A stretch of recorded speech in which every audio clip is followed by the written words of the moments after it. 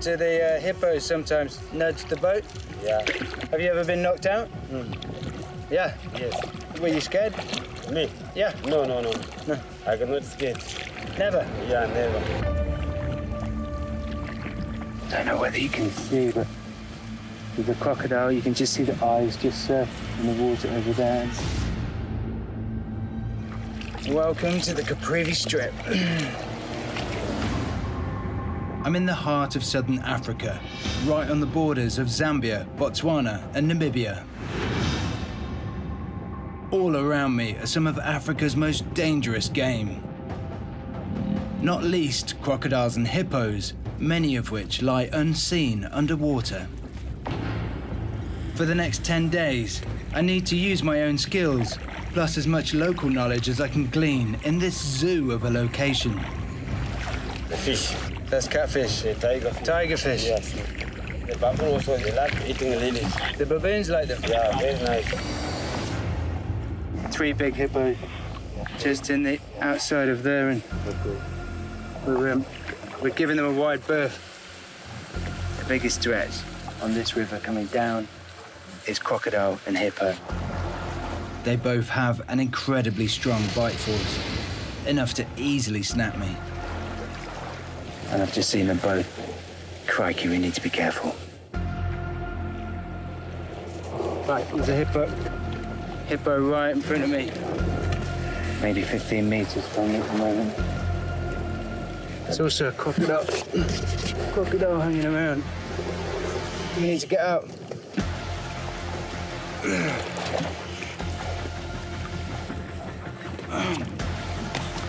Let me just grab my bag. I'm heading into the wetlands with just the bare essentials. My shorts and a camera bag.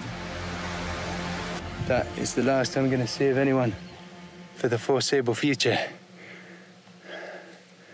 Right now, I'm on my own. On that side of the river is Botswana. Where I am is Namibia. Inside my bag, I've got all the camera kit that I need to film, spare batteries, 2 additional cameras with different mounts, and an emergency medical kit. Last thing I've got in this bag is a drone. I've also been given a satellite phone to call for help in a major disaster. The threat here is very real. As ever, my aim here isn't just to survive. It's not to scrape an existence in this environment, it's to thrive. It's to prove that you can start with absolutely nothing, no knife, no tools, no equipment to help you survive at all. And just with 2 hands and half a brain, you can get to a place where you're comfortable, where you potentially could live here long term, as long as you don't die first. That's my slight fear here. I think my best tactic probably is to follow the river channel down. The river is my freshwater source. It's the most likelihood of catching food, certainly initially in terms of fish. I need to find some vegetation. I need to find myself a little base. So I'm going to go upriver. I think the best bet for me is to have a little look for the drone and see whether there's anything in my immediate vicinity before I move off. When I'm in action, I'll set the drone to track me automatically. Now, I'm going to use the drone now to scout ahead, go alongside the river and see whether I'm about to walk into any trouble. That could be hippos, crocs, elephant, lion, they're all here. Rarely have I been in a situation where there are so many potentially dangerous animals, and that's why I'm using the drone, just to give me that little bit of extra breathing space. There's a lot of hippos straight in front of me. There's hippos right in front of me. I just need to detour around them. After all, hippos kill more people each year than any other large animal in Africa.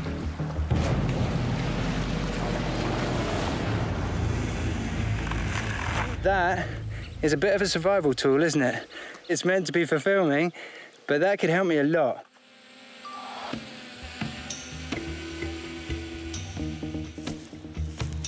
Starting to lose a little bit of light, and I need to make a decision as to where I'm going to stop and how I'm going to stop.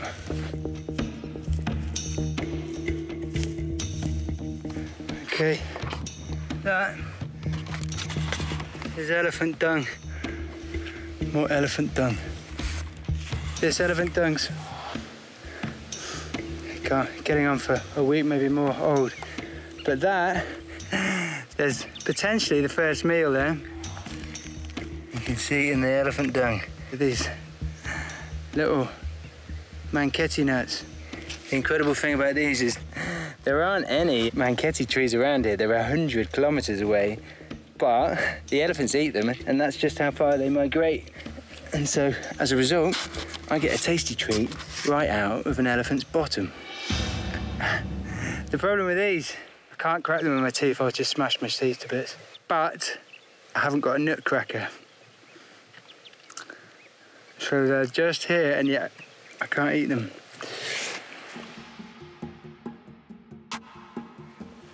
See how low the sun is in the sky now. Maybe 15 minutes till last light. Obviously, as soon as it gets dark, the whole place is gonna come alive. I'm barefoot, semi-naked, wondering where on earth I'm gonna sleep.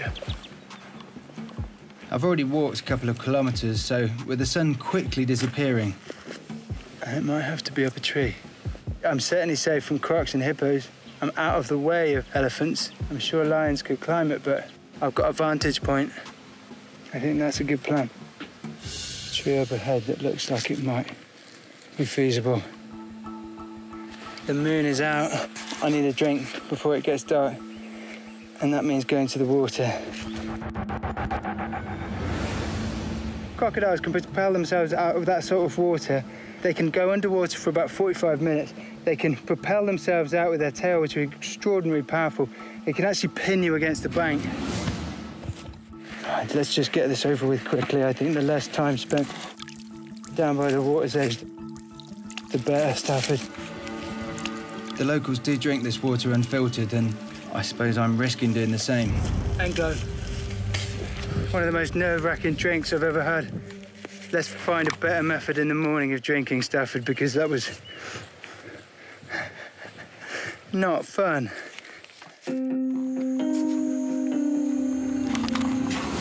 In the tree behind me, that is a black mamba.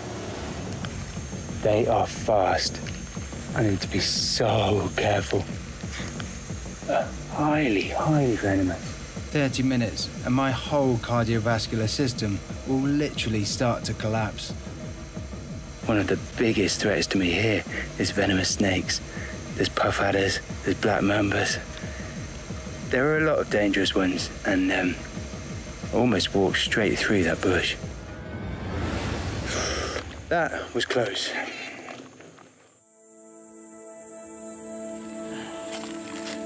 Right, up your tree. Get yourself safe.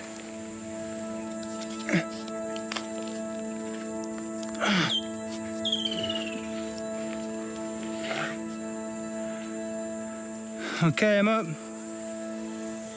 What a little drop that would be.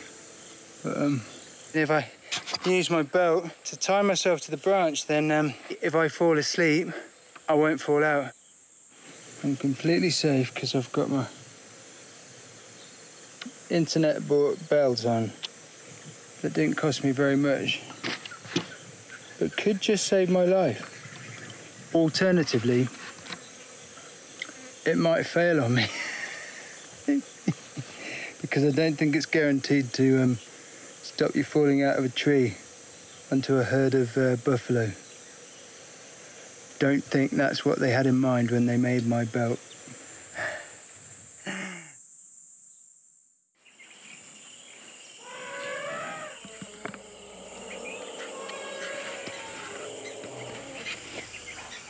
You can hear the elephants.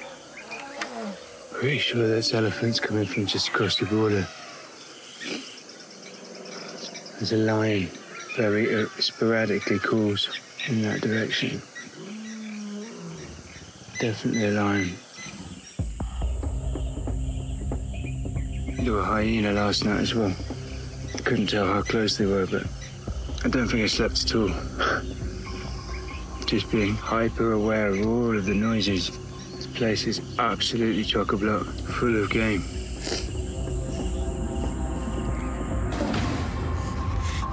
signs of elephant so close to my tree. You can see these enormous elephant pads literally everywhere. More elephant dung. It's wet and fresh. It's only a few hours old. Last night, I could hear them all around, but I couldn't see anything. There's a slight state of shock this morning because from hearing the lion last night and elephants coming very close. Crocodiles in the river, hippos, noise all the time. Never been in such a high concentration of massive game. And it's quite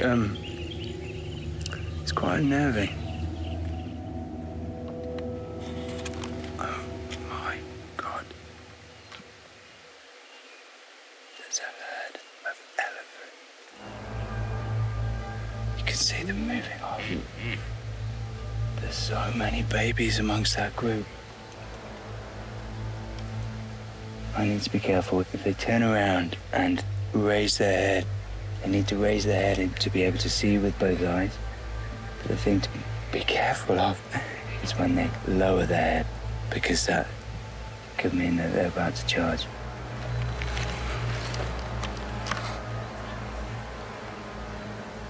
Needless to say, this is as close as I'm gonna get. It's a whole family, and we are living together. A little boy ran. Said, "Please don't die, Daddy." Said, "I'm going to be very annoyed with you if you die, and I'm going to be upset for the rest of my life." Mommy! And it just did ram home how accustomed I am to taking these sort of risks and how potentially it now could affect my family. So, let's not die, Ed. Today's not a good day to die. Undeniably, this was the right place to be, but I'm going to have to find a way of making it into a safe place that I can sleep. That's got to be today's mission. With no tools of any kind, this could be a lot of work. But it looks like the elephants may have done some of the hard work for me. You can see all the elephant damage. They've smashed down so many trees that I can use these to construct a little platform out of.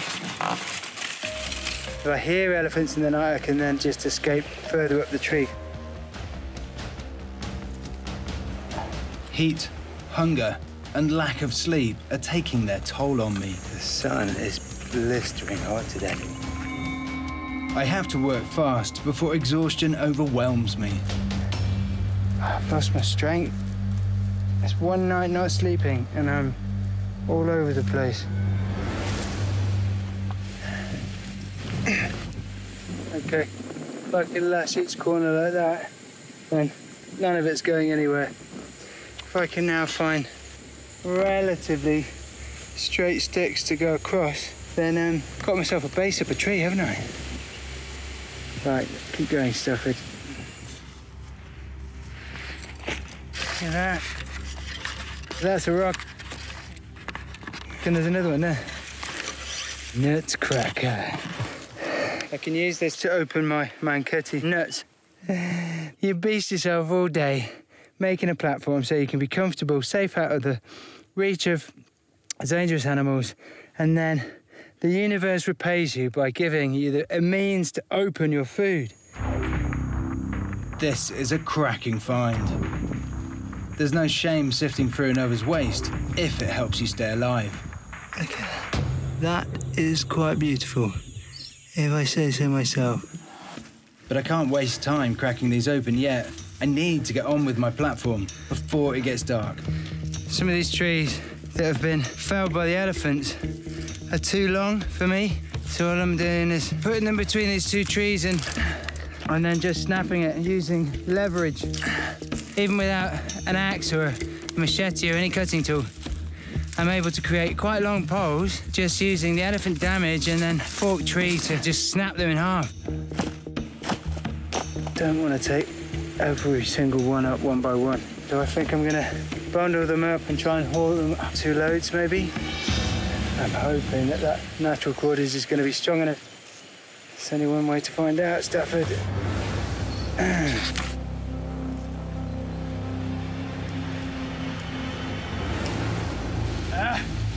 Cord snapped.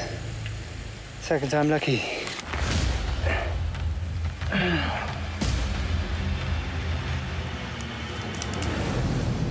Ah!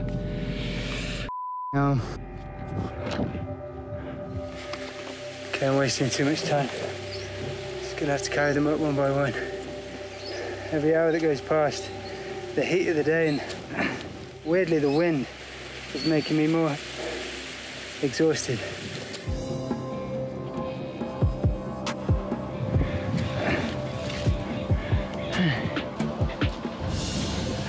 Look at that!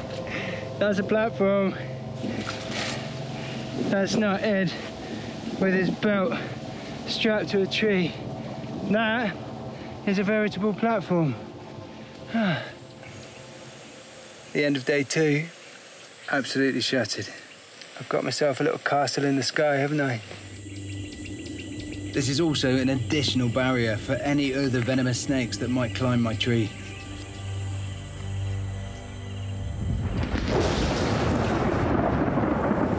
It's raining. Lightning as well. That's one thing that I forgot when building a house. Put a roof on it. It's cold, it's windy.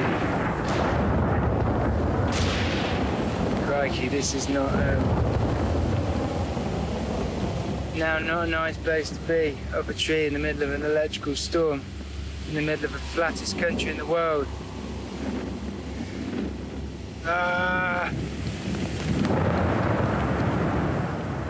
If lightning strikes the tree, I'll be toast.